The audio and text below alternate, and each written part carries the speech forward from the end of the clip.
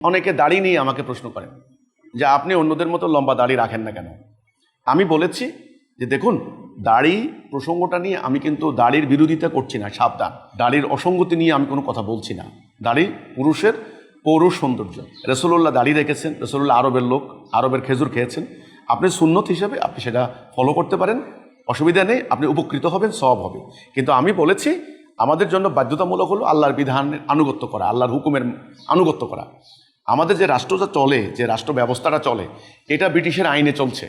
তো সুতরাং আল্লাহর আইন বাদ দিয়া ব্রিটিশের আইনে, মানুষের আইনে যদি আমরা রাষ্ট্র পরিচালনা করি, আমাদের অর্থনীতি রাজনীতি চলে, আমাদের ঈমান থাকে না। তো যেখানে আমার ঈমানে থাকে না, সেখানে আমের সুন্নত নফলের আর কোনো মূল্য থাকে না।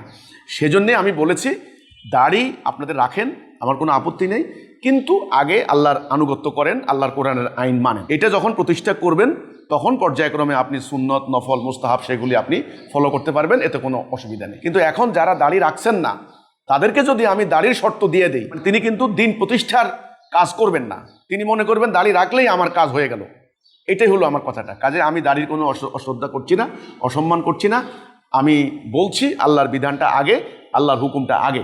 দাড়ি সুন্নত, আপনি রাখেন, সওয়াব হবে, এতে কোনো আপত্তি নেই।